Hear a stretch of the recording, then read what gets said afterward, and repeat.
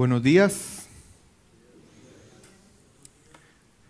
Que la gracia y la paz de nuestro Señor Jesucristo sea con cada uno de nosotros en esta mañana en la cual nos hemos congregado, nos hemos reunido para adorar a nuestro Señor. Cuando nosotros analizamos y pensamos en nuestra vida, hay momentos, hay etapas de nuestra vida que están llenas de recuerdos gratos, de momentos felices, de cosas memorables para nosotros. Pero también es normal que recordemos etapas o momentos donde hemos enfrentado dificultades, hemos enfrentado pruebas, angustia, dolor. Y eso es algo que no es exclusivo de la vida de cada uno de nosotros. De hecho, es algo que se vive en nuestra vida, pero también en las familias, por ejemplo. O podemos ver esto también en una nación en particular, momentos donde pudieron disfrutar de cosas muy memorables, momentos de paz, de tranquilidad. Y eso es algo que es así, no solamente en nuestra vida, en nuestra familia, en una nación, sino también lo vemos inclusive en la historia de la humanidad.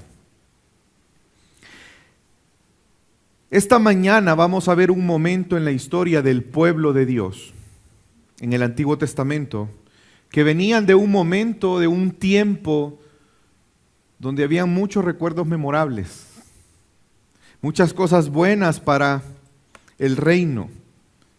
Y estoy hablando específicamente del final del reinado del rey Usías. Usías fue un rey que reinó durante mucho tiempo en Israel. Fue un reinado que se caracterizó por tener tiempos extensos donde el pueblo de Dios disfrutó de paz y de estabilidad. Pero está a punto de cambiar la historia del pueblo de Dios. En el momento en el que nos vamos a encontrar meditando esta mañana, en el momento de la historia del pueblo de Dios específico, en el que vamos a meditar, está a punto de cambiar y de dejar atrás esos tiempos memorables. Porque está a punto de venir tiempos difíciles para Judá y después para Israel. Ya estamos en un momento donde el reino está dividido. Y estoy hablando específicamente alrededor del año 700 antes de Cristo. Acaz estaba enfrentando una oposición porque se había unido, tristemente, el rey de Israel, Peca, y Resín, que era el rey de Aram, es decir, el rey de Siria. Había una confabulación entre el rey de Israel y el rey de Siria en contra de Judá. Y Acaz tuvo temor ante esta situación geopolítica que estaba viviendo Judá. Y en lugar de confiar en Dios, a pesar de que Dios habló de una señal, él desechó esa palabra de Dios. Y en lugar de confiar en Dios, buscó una solución política aliándose o tratando de aliarse con los asirios para poder resistir esta confabulación en contra de Judá. Pero no solamente eso, sino que en ese momento eran tiempos oscuros para el pueblo de Dios. Era un tiempo donde los líderes se caracterizaban por la hipocresía, por la autocomplacencia, por el cinismo, por la avaricia. Eran tiempos donde los ricos estaban prosperando cada vez más y más y más, pero el costo de esa prosperidad era la opresión a los pobres, a los desfavorecidos. Eran tiempos donde la adoración a Dios del pueblo de Dios era una farsa. Porque aunque practicaban rituales, el corazón de ellos estaba lejos del Señor. Eran tiempos oscuros porque rechazaron la palabra de Dios, rechazaron a Dios, a pesar de ser el pueblo de Dios. Pero Dios levantó a un profeta en ese tiempo para anunciar el juicio que Él traería al pueblo de Dios. Recordemos que cada vez que Dios va a hacer juicio, también Él manifiesta su gracia y su misericordia, como lo hemos aprendido. Y en este momento de la historia de Israel y de Judá no será la excepción. Dios anunciaría un mensaje de juicio en contra del pueblo, en el cual Él usaría a otras naciones, pero también trajo un anuncio de esperanza que se basaba en que Dios iba a levantar un siervo, el cual sería rey. Y ese rey cambiaría la situación del pueblo de Dios para siempre. El título del sermón en esta mañana es: Alégrate y regocíjate por el príncipe de paz. Y quiero pedirle que me acompañe. Vamos a estar meditando esta mañana en el libro del profeta Isaías. Y le pido que me acompañe al capítulo 9 de Isaías. Y vamos a leer del versículo 1 al versículo 7. Amén. Le pido que me acompañe en la lectura, pero no habrá más lobregüez para la que estaba en angustia. Como en tiempos pasados, Él trató con desprecio a la tierra de Zabulón y a la tierra de Neftalí, pero después la hará gloriosa por el camino del mar al otro lado del Jordán, Galilea de los gentiles. El pueblo que andaba en tinieblas ha visto gran luz. A los que habitan en la tierra de sombra de muerte, la luz ha resplandecido sobre ellos. Multiplicaste la nación, aumentaste su alegría, se alegran en tu presencia como la alegría de la cosecha y como se regocijan los hombres cuando se reparten el botín. Porque tú quebrarás el yugo de su carga, el báculo de sus hombros y la vara de su opresión, como en la batalla de Madián. Porque toda bota que calza el guerrero en el fragor de la batalla y el manto revolcado en sangre serán para quemar combustible para el fuego, porque un niño nos ha nacido, un hijo nos ha sido dado, y la soberanía reposará sobre sus hombros, y se llamará su nombre Admirable Consejero, Dios poderoso, Padre eterno, Príncipe de paz. El aumento de su soberanía y de la paz no tendrá fin, y sobre el trono de David y sobre su reino, para afianzarlo y sostenerlo con el derecho y la justicia desde entonces y para siempre. El celo del Señor de los ejércitos hará esto. El meditar en este texto, hermanos, en esta mañana, yo ruego al Señor y pido que nosotros este día nos regocijemos porque Jesús que nos rescató es nuestro Rey. Si hay algo por lo cual debe de haber gozo en nuestro corazón, si hay algo por lo cual debemos de regocijarnos cada día de nuestra vida, es porque reconocemos que Jesús nos rescató y es Él ahora nuestro Rey.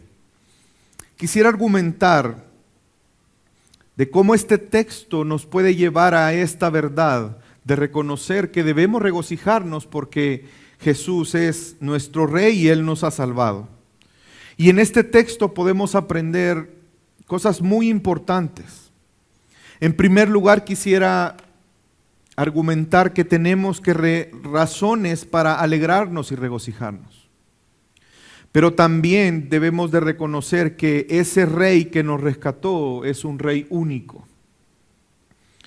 Y quisiera comenzar por el primer punto en esta mañana, y es que tenemos razones para alegrarnos y regocijarnos. Vemos cómo Dios había anunciado un juicio que vendría sobre su pueblo. Por el contexto podemos saber que había falta de temor a Dios. Podemos darnos cuenta cómo el rey y el pueblo había buscado refugiarse en personas, en alianzas, en cosas fuera de Dios, podemos ver cómo la oscuridad estaba en el pueblo de Dios, en la forma en que ellos vivían, alejados de Dios, alejados de su voluntad, sin una verdadera adoración a Él. Y quiero que volvamos a leer Isaías 9, porque esta es una palabra que Dios trae. Si usted ve el contexto, en el capítulo 8, Dios está anunciando el juicio que vendría. Pero también Dios comienza a anunciar un mensaje de esperanza para el pueblo. Versículo 1 y versículo 2, pero no habrá más lombriguez. Es una palabra rara, ya vamos a ver qué significa. Para la que estaba en angustia, como en tiempos pasados, Él trató con desprecio a la tierra de Zabulón y a la tierra de Neftalí, pero después la hará gloriosa por el camino del mar, del otro lado del Jordán, Galilea, de los gentiles. Dios no está prometiendo que no habrá un juicio. Dios está diciendo que va a haber un juicio. De hecho, si usted lee el último versículo del capítulo 8, se va a dar cuenta que ese capítulo termina diciendo que el pueblo se encuentra en angustia y desesperación. Pero lo que Dios está prometiendo es que después de esa angustia, de esas penumbras, de ese ambiente de melancolía y tristeza, que significa lobreguez, precisamente eso significa, ese sentimiento de penumbra, de melancolía, de tristeza, no sería para siempre. Y tendrá un fin.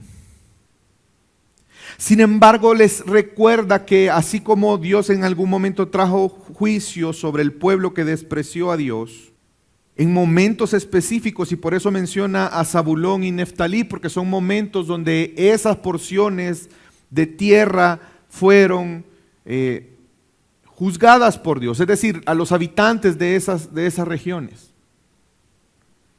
por situaciones parecidas a lo que estaban viviendo en ese momento el pueblo de Dios. Pero vemos la gracia de Dios como lo hemos aprendido, que el juicio, Dios hace juicio porque es un juez justo, pero también Dios siempre, siempre, siempre muestra misericordia y gracia. Y Dios promete a su pueblo que después vendrán a ser gloriosos. Después será gloriosa por el camino del mar al otro lado del Jordán. Hermanos, esta promesa se cumplió. El pueblo de Dios de este tiempo no vio el cumplimiento de esta promesa, pero esta promesa se cumplió. Si nosotros vemos en el Nuevo Testamento, en Mateo capítulo 4, podemos leer lo siguiente: y cuando él oyó, está refiriéndose a Jesús, que Juan había sido encarcelado, se retiró a Galilea. Y saliendo de Nazaret fue y se estableció en Capernaum, que estaba junto al mar en la región de Zabulón y de Neftalí, para que se cumpliese lo dicho por medio del profeta Isaías cuando dijo: de tierra de Zabulón y de tierra de Neftalí, camino del mar, del otro lado del Jordán, Galilea de los gentiles. Al pueblo asentado en tinieblas vio una gran luz, y a los que vivían en región y sombra de muerte una luz les resplandeció. Desde entonces Jesús comenzó a predicar y a decir: arrepentíos, porque el reino de los cielos se ha acercado. Dios en su fidelidad cumplió su promesa. Jesús es el cumplimiento de esa promesa. Y vemos cómo Dios trae gloria a su pueblo por medio de su Hijo amado. Vemos que en la encarnación de Jesús fue el inicio del cumplimiento de lo que Dios había prometido a través del profeta Isaías 700 años atrás. ¿Y en qué consiste esa grandeza y esplendor que Dios prometió para su pueblo? Vamos a volver a Isaías capítulo 9, versículo 2. Y el pueblo que andaba en tinieblas, y de hecho Mateo lo cita también esta porción, ha visto gran luz. A los que habitan en la tierra de sombra de muerte, la luz ha resplandecido sobre ellos. La grandeza y la gloria será que la luz vendrá y prevalecerá sobre las tinieblas. Porque en el tiempo de Isaías, las tinieblas, el pueblo de Dios caminaba en tinieblas. El pueblo de Dios estaba sumergido en tinieblas, apartados de Dios, apartados de la adoración a Dios, apartados de la confianza de Dios, apartados de la palabra de Dios, desechando el mensaje de Dios. Habitaban en sombra de muerte. Pero qué hermoso es saber que aquellos que están en tinieblas, que habitan en sombra de muerte, Dios puede tener misericordia de ellos y les puede resplandecer la luz. Es por esto que ellos podían tener esperanza, y no solamente esperanza, sino alegría. Pero hermanos, hoy nosotros también podemos regocijarnos, porque así como Israel, como Judá en el tiempo de Isaías, nosotros en algún tiempo anduvimos en tinieblas. En algún tiempo anduvimos caminando en el valle de sombra de muerte. Estábamos muertos en nuestros delitos y pecados, pero Dios en su misericordia envió a Cristo Jesús por medio de la fe en Él, fuésemos trasladados de ese reino de las tinieblas al reino de la luz. Como lo dice 2 Corintios 4:6, porque no nos predicamos a nosotros mismos, sino a Cristo Jesús como Señor, como Rey, y a nosotros como siervos vuestros por amor de Jesús. Pues Dios, que dijo que de las tinieblas resplandeciera la luz, es el que ha resplandecido en nuestros corazones para iluminación del conocimiento de la gloria de Dios en la faz de Cristo Jesús. Hermanos, es una razón para regocijarnos. El saber que estábamos muertos en nuestros delitos y pecados. El saber que estábamos en tinieblas. El saber que estábamos apartados de la gloria de Dios. Ahora la luz ha alcanzado nuestras vidas. Ahora nuestras vidas han sido iluminadas de tal manera que podemos conocer a Dios. Y creo que es un buen momento para aquellos que no conocen a Dios, aquellos que no tienen la fe en Cristo Jesús. Es un buen momento para pensar y recapacitar. Porque no importa lo que cada persona haga, no puede salvarse a sí misma. Aquel que está sumergido en las tinieblas no encontrará la luz por sí mismo. Es necesario que Dios ilumine su vida, porque solo Dios puede librarte de las tinieblas. Solo Dios puede sacarte de la condición de tinieblas que hay en tu vida sin Él. Solo por medio de Jesús, quien es la luz del mundo, esta luz ha resplandecido en los corazones por la fe para iluminar el conocimiento de la gloria de Dios. Porque si somos pecadores, tenemos que reconocer que no somos capaces de conocer a Dios. Por cuanto todos pecaron, están destituidos de la gloria de Dios. Pero hay una buena noticia, y esa buena noticia es que Dios ordenó que resplandeciera la luz.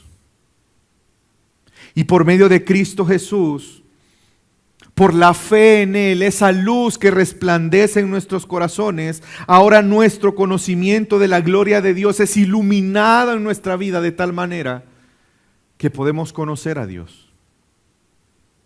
De tal manera que podemos verdaderamente adorar a Dios. De tal manera en que no solamente escuchamos la voz de Dios, sino que nos sometemos en obediencia a la voz de Dios, de tal manera que procuramos vivir para su gloria.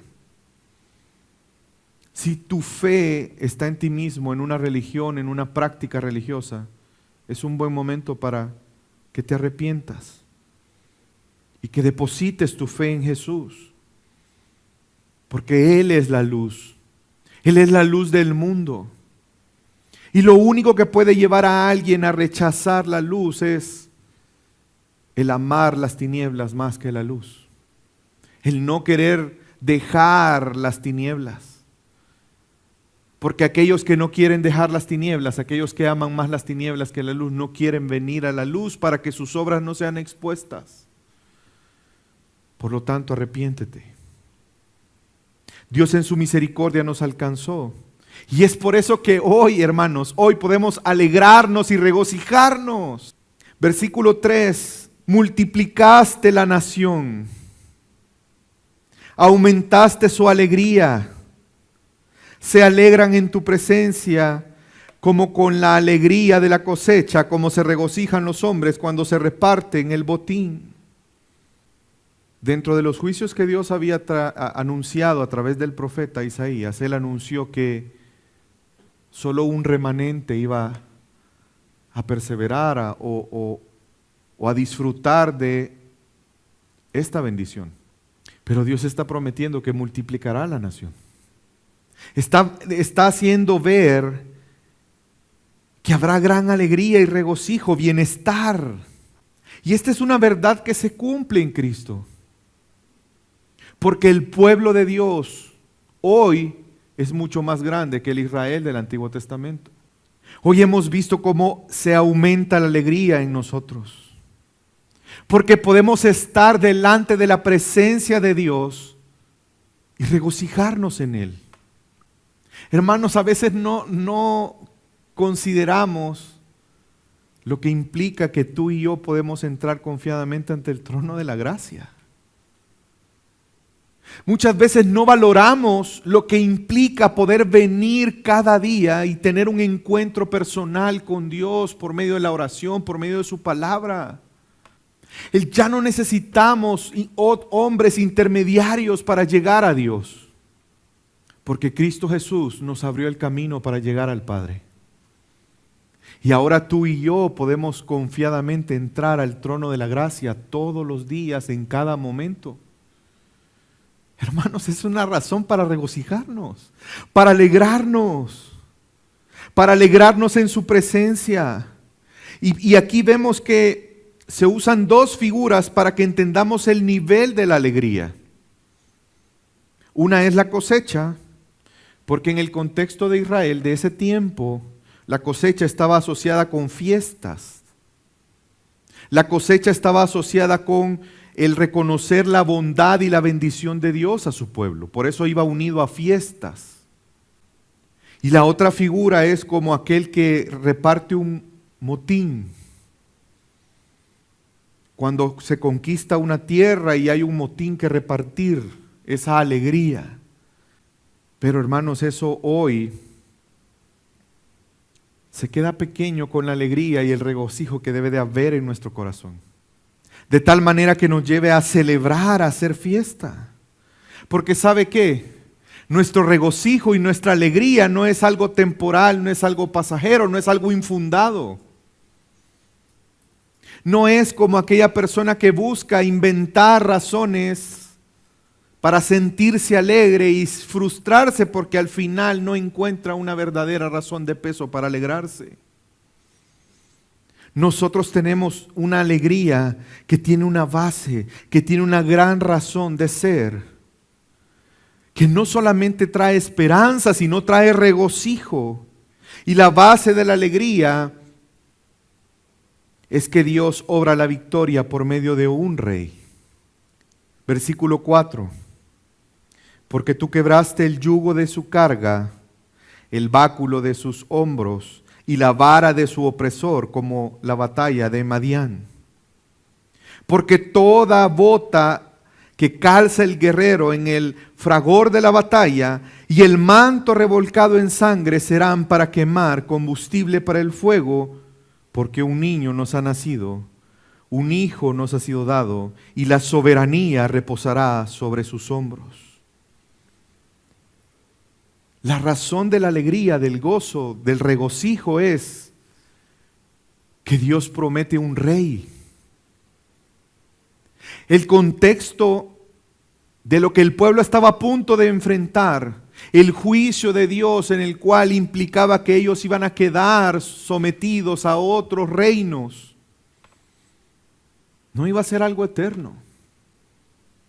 Porque Dios levantaría un rey triunfante, nacido como un niño, dado como una manifestación suprema de la gracia de Dios a su pueblo, el cual traería libertad de esa opresión.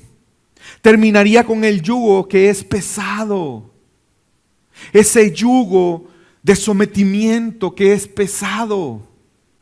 Terminaría con la opresión de los enemigos del pueblo de Dios, porque el resultado sería la victoria, y por esa victoria terminará la opresión.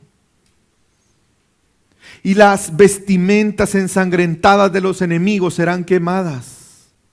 Y esa victoria generará un bienestar. Esa victoria traerá alegría. Pasará de estar el pueblo en esa tierra despreciada y tenebrosa y se volverá una región gloriosa por la victoria de este rey que Dios enviaría. Hermanos, esa es la razón por la que debe haber una gran alegría y regocijo en el pueblo de Dios al escuchar esta promesa. Pero nosotros hoy entonces tenemos razones para regocijarnos. Porque esta promesa nosotros no solamente sabemos que se cumplió, sino que hemos sido beneficiados por ella. Porque ahora nosotros tenemos un rey. Dios fue fiel y cumplió su promesa. Dios levantó un rey. Su Hijo mismo se encarnó y nació como un niño, tomando forma de hombre, quien vino a ser la luz para este mundo, quien vino a traer alegría y liberación, porque Él es el Rey que ha vencido a los enemigos del pueblo de Dios. Por eso podemos estar y vernos como tiempos de siega donde hay alegría por la bendición que Dios ha traído. Podemos disfrutar de sabernos victoriosos, como aquel ejército victorioso que reparte un botín, porque nuestro rey ha vencido. Y ha vencido y nos ha dado una herencia que es eterna, de la cual ya podemos disfrutar, hermanos. Por lo tanto, alegrémonos y regocijémonos, porque el yugo pesado que estaba sobre nosotros fue quebrado y nos libertó. Porque el pecado ya no nos gobierna, porque ya no somos esclavos del pecado. Ese yugo tan pesado que no podíamos quitarnos de encima, nuestro gran Rey nos dio libertad. Porque la vara del hombre que se utilizaba para guiar a los bueyes de forma áspera fue quebrada. Porque el cetro que oprimía al pueblo de Dios desapareció. Y ahora disfrutamos de una libertad, no de un pueblo, no de un reino. Disfrutamos de una libertad eterna. Disfrutamos de ahora ya no tener un rey que nos oprime como es el pecado. Ya no estamos bajo el gobierno de Satanás. Ya este mundo no tiene por qué preocuparnos, porque aunque tenemos aflicción en este mundo, pero nuestro Rey nos ha dicho: confiad porque yo he vencido al mundo. Hermanos, tenemos razones por qué regocijarnos. Hoy estamos en un tiempo donde debe de haber alegría. Es una alegría de todos los días en realidad. Pero es interesante cómo para algunas personas este tiempo, me refiero a este mes en particular, tiende a ser una época muy alegre. Y la razón debería de ser lo que estamos hablando hoy. Pero es importante, hermanos, que reconozcamos que la alegría no es solamente para el mes de diciembre, porque creo que todos ustedes saben que Jesús no nació en diciembre. Y de hecho por eso algunos dicen: no, es que Navidad es una celebración pagana.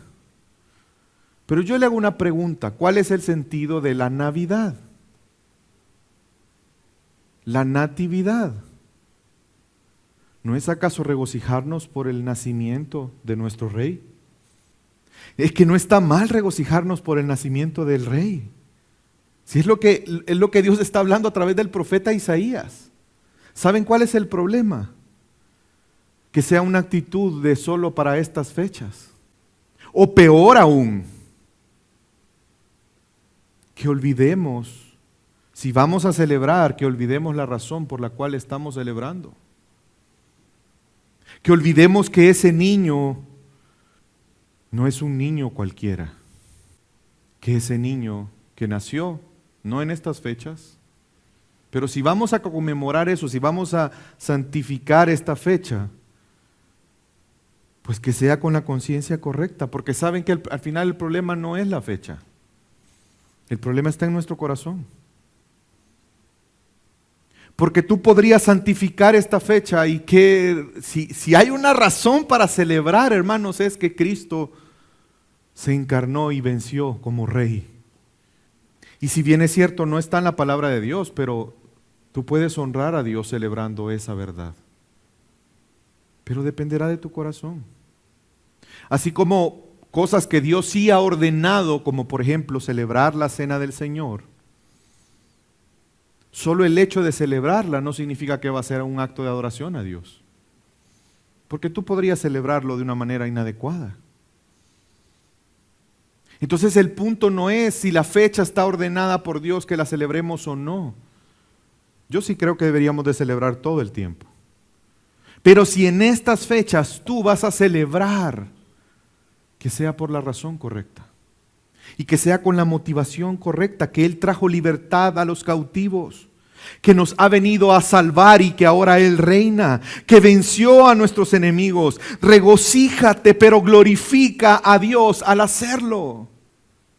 Si vas a celebrar, regocíjate, porque tenemos razones por qué regocijarnos, ¿o no? Hermanos, amén, tenemos razones. Pero si vas a regocijarte, honra a Dios, glorifica a Dios. Si vas a celebrar en familia, pues honra a Dios. Porque la celebración no puede ser más importante que aquel a quien celebramos. Porque entonces no estamos siendo conscientes. O estamos tomando una excusa para celebrar, como muchas personas hoy en día. ¿O acaso no es una excusa para vender más la Navidad hoy en día? ¿Acaso no es una excusa para emborracharse para muchos? Es una excusa para pasar tiempo en familia, y aunque pasar tiempo en familia es algo hermoso, pero hermano, mucho más hermoso es adorar a nuestro Dios. Reconociendo que Él es el Rey que nos libró del yugo que nos oprimía, que nos ha acercado a Dios, que podemos estar delante de Dios regocijándonos. Celebra, pero que el costo de la celebración no sea la adoración a Dios, por favor, hermanos, que no sea el costo de la celebración tu adoración, es decir, que no sacrifiques tu adoración a Dios por celebrar, que no sacrifiques el reunirte a adorar a Dios. Qué hermoso, yo estoy ansioso por reunirnos el 25 de diciembre a rendirle servicio de adoración a nuestro Dios, porque debe de tener un significado tan especial para nosotros, porque tenemos razones por qué celebrar. Que si vas a celebrar, el costo no sea la adoración a Dios en cuanto a tus finanzas.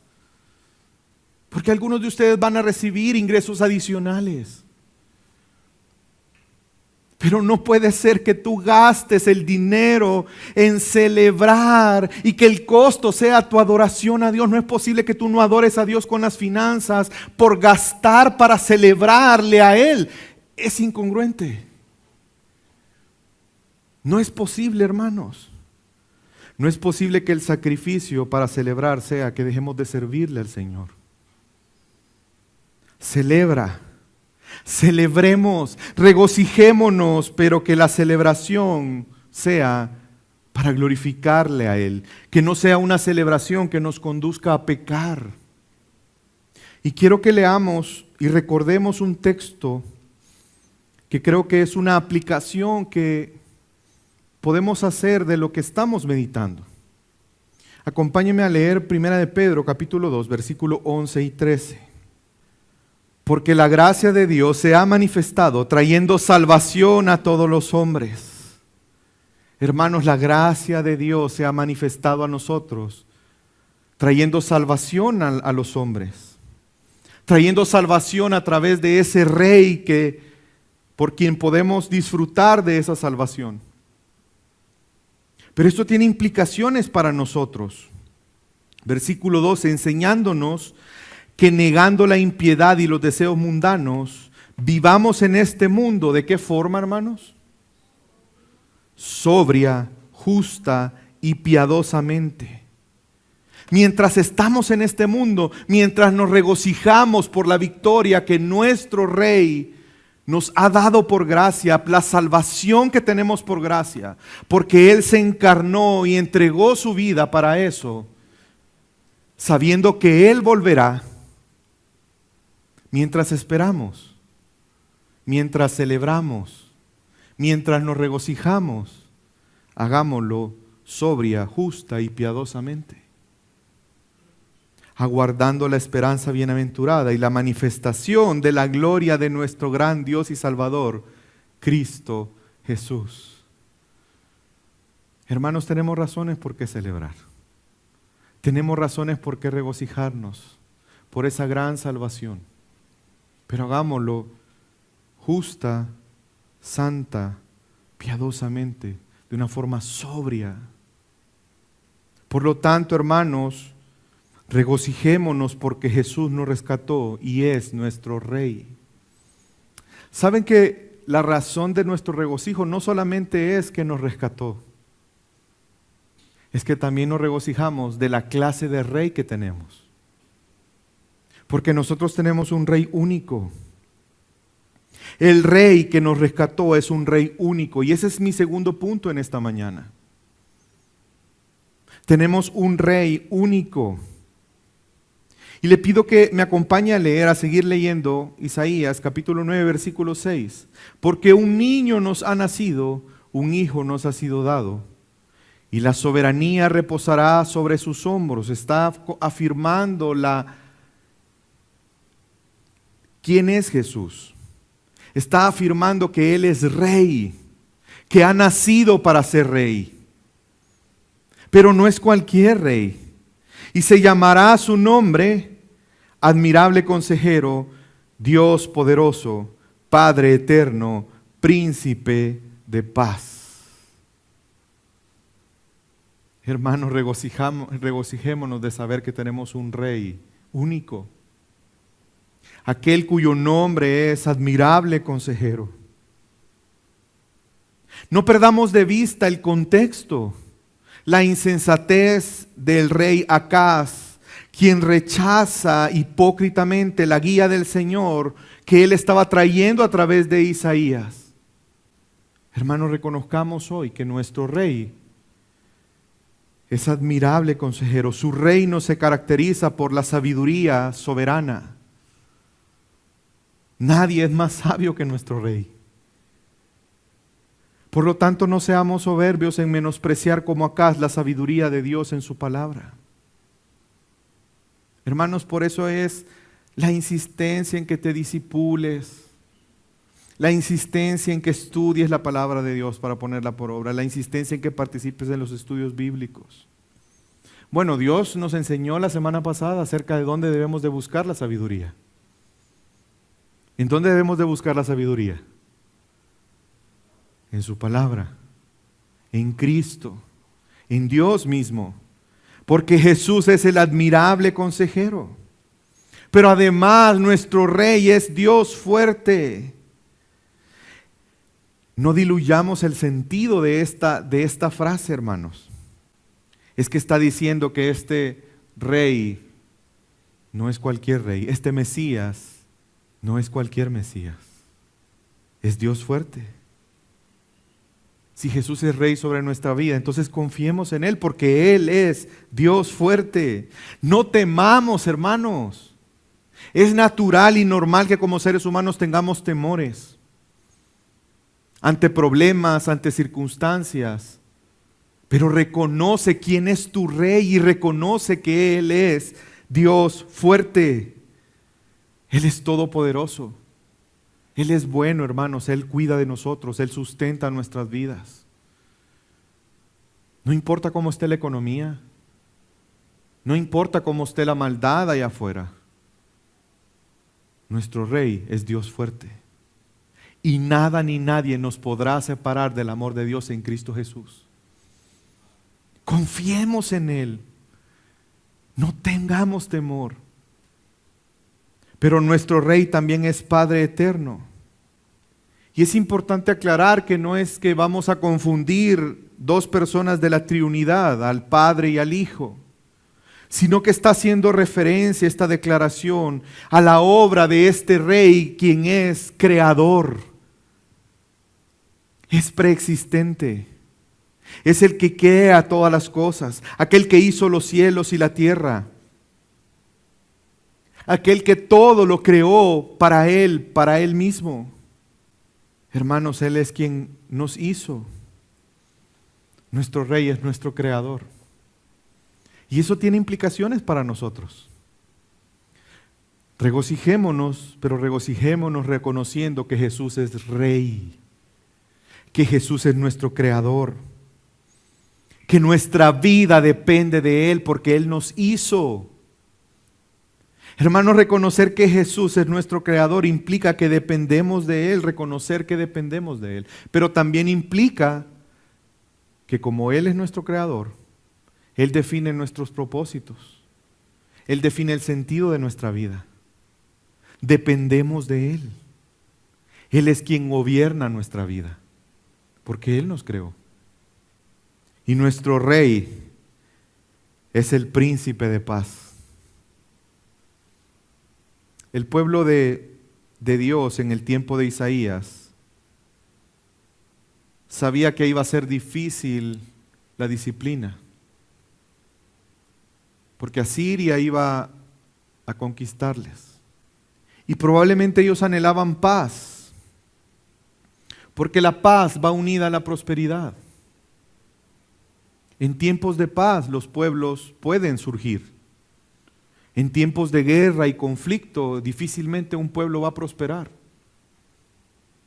Pero Dios trajo una paz mucho más grande que simplemente la ausencia de un conflicto.